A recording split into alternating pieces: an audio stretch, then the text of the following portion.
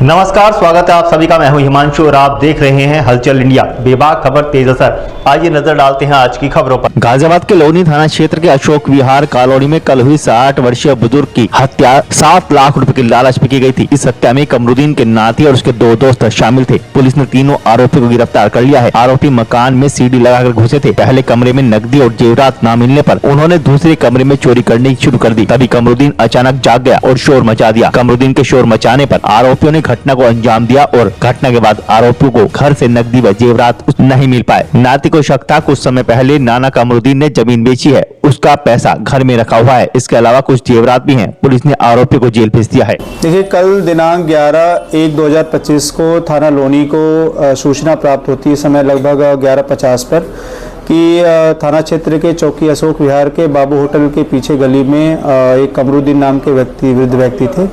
उनकी अज्ञात व्यक्तियों ने हत्या कर दी है और घर में सामान भी बिखरा हुआ है जिसमें चोरी या लूट की आशंका है। इस सूचना पर तत्काल थाना में फोर्स और उच्च अधिकारियों द्वारा घटनास्थल का निरीक्षण किया गया। घटनास्थल पर फॉरेंसिक की टीमें भी बुलाई गई और सब गहनता जांच पड़ताल की गई। और इस पर परिवार के तहरीर पर थाना लोनी पर तत्काल सुसंगत धाराओं में अभियोग पंजीकृत किया गया तथा घटना के सफल अनावरण के लिए टीमों का गठन कर प्रयास किए गए।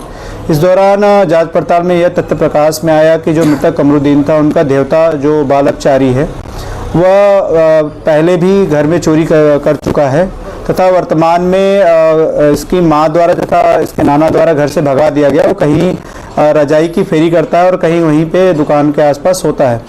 इस सूचना पर टीम द्वारा जब इससे देवता को तलाश की गई और देवते को लाकर कड़ाई से पूछताछ किया गया तो उसके द्वारा यह बताया गया कि वह उसके द्वारा अपने 2 दोस्तों के साथ मिलकर अपने नाना की हत्या की गई। हत्या के पीछे देवता ने यह बताया कि उसने अपने दोस्तों को यह बताया था कि उसके नाना ने जो लगभग 3 साल पहले ज़मीन बेची थी जिसमें पैसे प्राप्त हुए थे और वह जो अशोक विहार में जो बाबू होटल पीछे जो मकान में रहते थे, उस मकान में दूसरे कमरे में उन्होंने एक लोहे का बॉक्स बड़ा सा, उसमें पैसे और बाकी चीज़ें रखे हुए।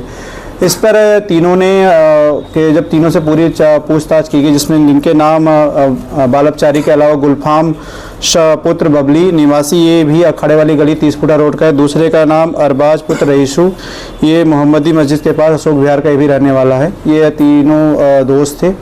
इन तीनों ने रात्रि पूछताछ में बताया कि रात्रि 11 बजे की जो रात्रि थी 1 बजे के आसपास रात्रि में यह बगल में रखी सीढ़ी के द्वारा और उसके से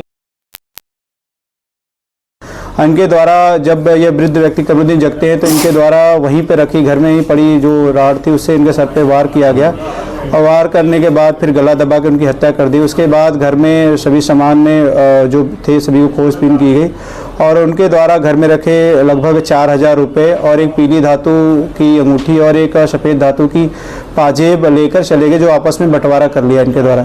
यह समस्त चीज़ें इनसे बरामद कर ली गई है। इस घटना में प्रयुक्त जो लोहे की राड थी से उसके सर पर चोट मारी गई वह भी बरामद कर ली गई है।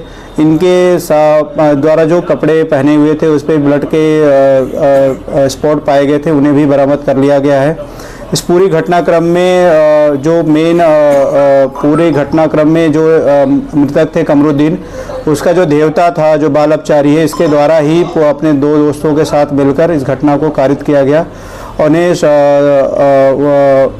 नियमानुसार माननीय न्यायालय रिमांड हेतु प्रेषित किया जा रहा है। इसमें जो बालकचारी देवता है वो कक्षा 5वीं पास है, बाकी दोनों पढ़े लिखे नहीं हैं। दोनों डेली बेसिस पे एक पेंट का काम करता है, एक ऐसे दिहाड़ी करता है। देवता रजाई की फेरी करना बताया और कोई बहुत उच्च शिक्षा नहीं है। उनके आपराधिक इतिहास के बारे में जानकारी की गई तो कोई ऐसे आपराधिक इतिहास भी इनके निकल कर नहीं है।